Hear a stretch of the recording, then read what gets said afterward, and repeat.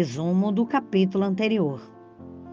No capítulo 11, Maguinha reflete sobre o seu encontro com Raíssa e questiona o papel da valentia e da coragem em sua história de vida. Lembra de fatos que marcaram a sua memória de criança muito pequena e reconhece o papel da mãe como modelo de coragem e força. A valentia era muito cultuada naquela época, algo que a assustava e fascinava. O quanto isso lhe ajudou na luta para recuperar os filhos. E durante a luta contra a ditadura na sua juventude, quando muitos jovens foram massacrados.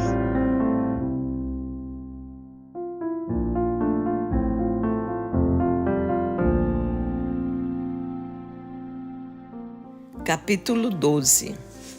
Torvelinho. Raíssa riu muito quando lhe contei tudo isso.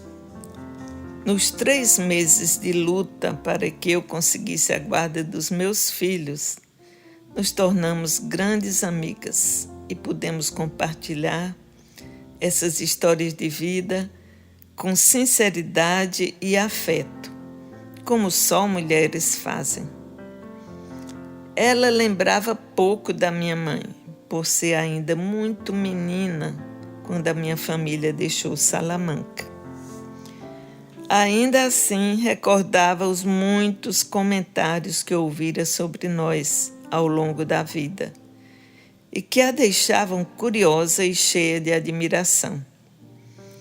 Ante a minha insistência para que falasse sobre isso, iniciou ressaltando o conservadorismo dos seus pais, gente simples e boa que educava os filhos na tradição e nos preceitos da Igreja Católica. Eram avessos a novidades, zelosos das opiniões dos outros sobre a educação que davam aos filhos, ao desempenho escolar e ao comportamento social deles. Por isso, o que acontecera a Raíssa aos 14 anos, fugindo de casa, com um dos filhos de Pedro Troncoso, teve um efeito tão devastador na família.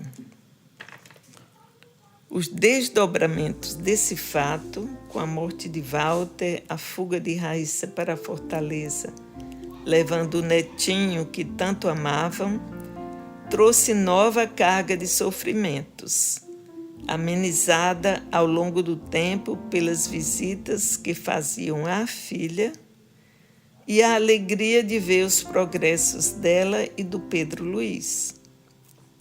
Evitavam a ida da criança a Salamanca para que não se inteirasse de sua história e não se vinculasse à família do pai. Com o tempo, ele mesmo decidiu manter-se afastado desse passado nefasto, chegando mesmo a abandonar o uso do sobrenome paterno. Nessa decisão, Raíssa via o traço macabro da família Troncoso, que não se empenhavam em compreender o passado, nem perdoavam os erros das pessoas.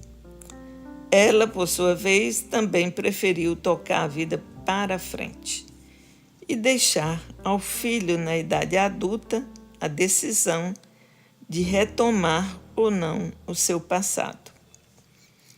Os pais não duraram muito.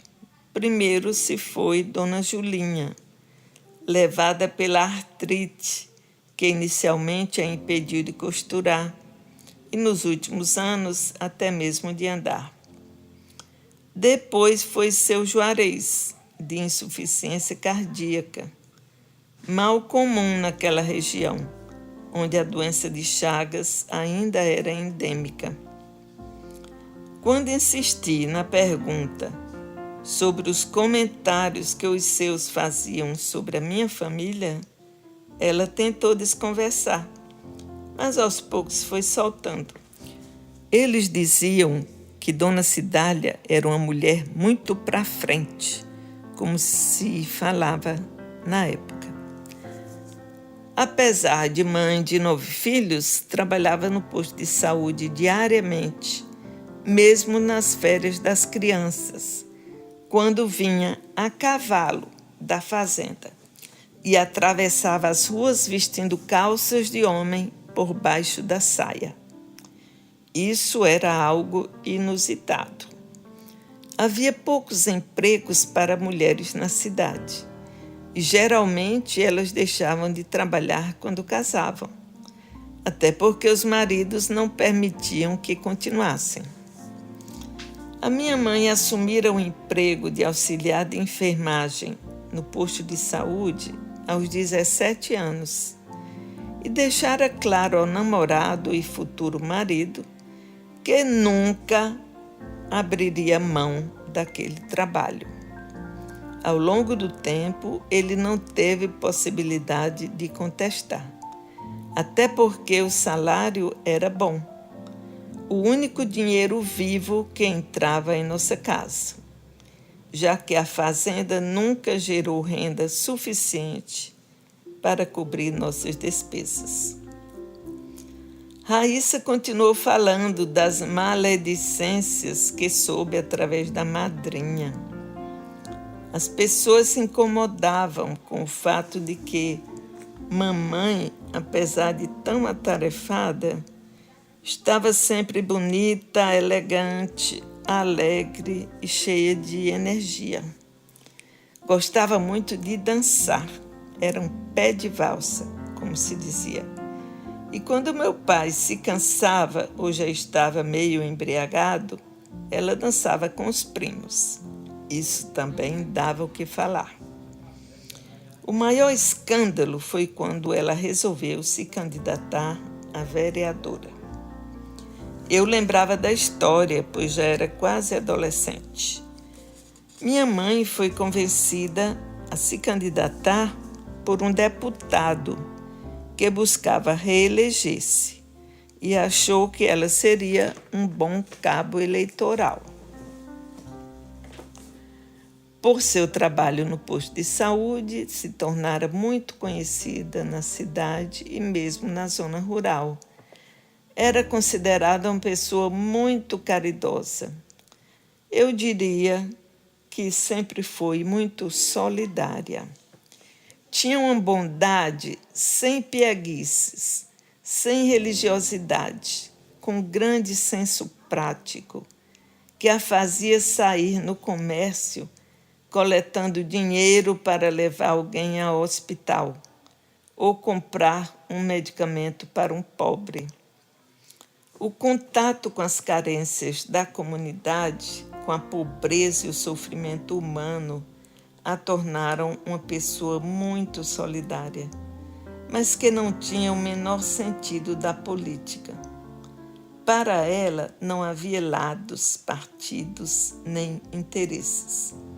Ao chegar à casa de um conhecido, onde estivessem velando alguém, fosse de que partido fosse, ia direto à cozinha preparar um caldeirão de sopa, chás e café. Era capaz de passar a noite consolando a família e servindo os visitantes. Não via ninguém como adversário. E olha que naquele tempo os votos eram de cabresto. As cédulas eram entregues pelos donos dos territórios na entrada do local de votação para serem colocados nas urnas. Tudo estava previsto, não havia novidade. Por não ter se vinculado ao poder local, teve poucos votos, apesar de ser muito querida pelo povo, bem como seu deputado. Ele foi bem votado em outros municípios e depois retribuiu os esforços da mamãe, conseguindo um contrato para meu pai a uma repartição do Estado, quando fomos morar em Fortaleza.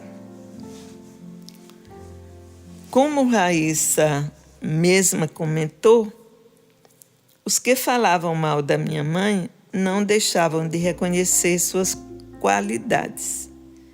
Ela estava sempre lutando para conseguir educar os filhos o melhor possível, ajudava os vizinhos e amigos a obter colocação para os parentes e depois, quando nos transferimos para Fortaleza, sempre abrigava 2 ou 3 jovens de Salamanca que vinham estudar na capital.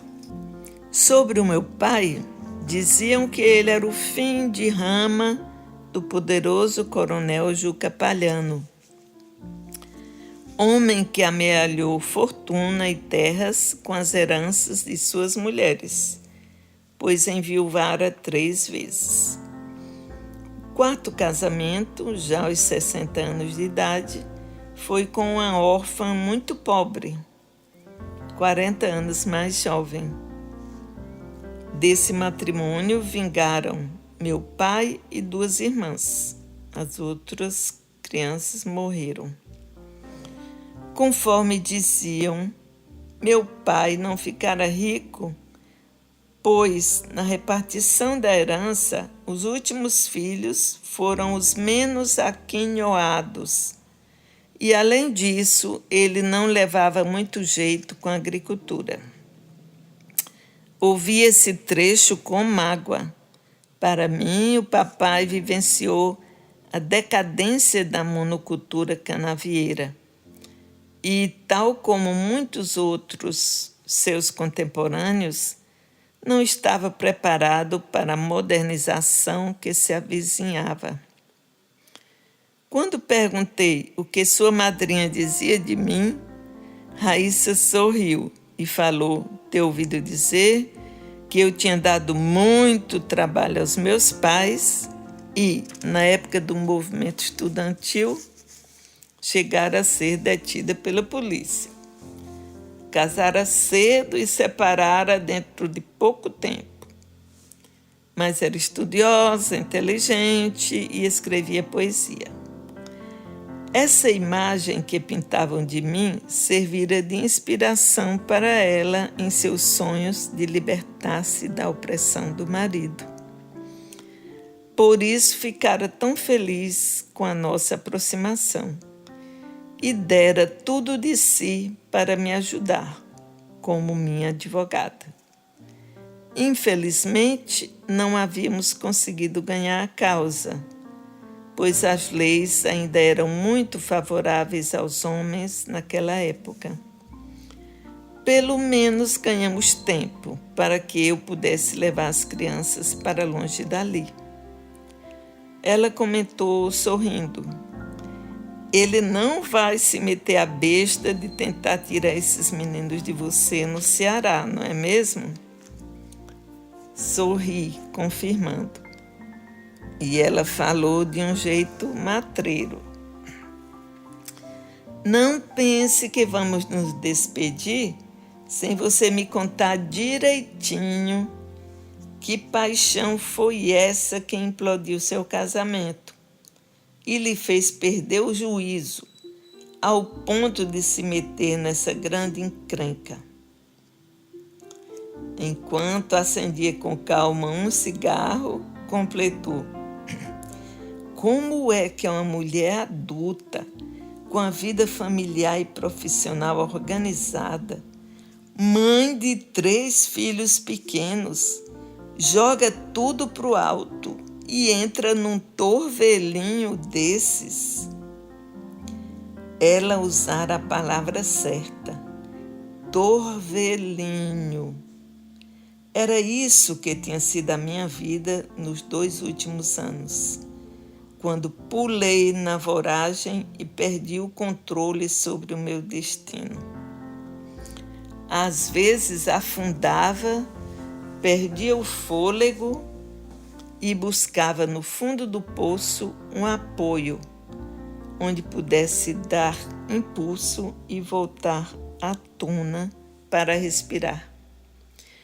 Outras vezes entregava-me ao vórtice e era sugada pelo desespero.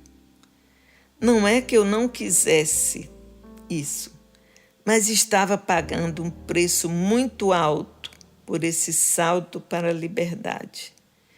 Desfazer o ninho dos meus filhos, deixá-los imersos na incerteza, na escuridão de um lar que se desfazia, gerava uma culpa enorme, me despedaçava. Sabia que estava fazendo isso por mim mesma, para me salvar de uma vida medíocre que não era a minha, mas me engolia cada vez mais. Tentava me justificar, dizendo que uma mãe infeliz, frustrada, adoeceria mais ainda os filhos e que o momento de ruptura era aquele. O homem que surgira do nada foi a fagulha que incendiou o paiol já pronto. Projetei nele toda a fantasia do que pensava que eu era. Uma resposta às minhas insatisfações. O retorno a mim mesma.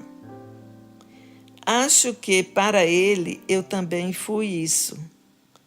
Vivíamos situações parecidas e ambos perdemos muito com a ruptura de nossas famílias.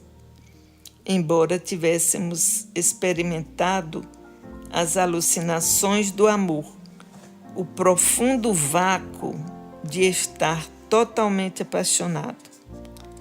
As complicações da vida real, o conflito com meu ex-marido por causa dos filhos e do meu parceiro com a ex-mulher, com a qual também tinha um filho, tornaram impossível uma vida em comum e acabamos nos afastando. Todavia, por muitos anos, continuei idealizando esse homem, sofrendo por não estar com ele, no desejo de reencontrá-lo. Em meus sonhos, estava sempre à sua procura, vendo-o desaparecer na esquina, passando numa janela ou buscando notícias dele. Por mais estranho que pareça, nunca nos encontramos casualmente. Tanto eu como ele viajávamos muito a trabalho e eu sempre fantasiava reencontrá-lo nos aeroportos. Estava sempre atenta, mas isso nunca aconteceu. Uma vez ele me visitou na casa de uma amiga quando estive no Rio de Janeiro e tratou-me de forma displicente. Alguns anos depois, escreveu, num tom de quem quer retomar a conversa. E não aceitei, por já estar em outro relacionamento. Percebi que ele estava na fossa, talvez no intervalo entre os seus tantos casamentos.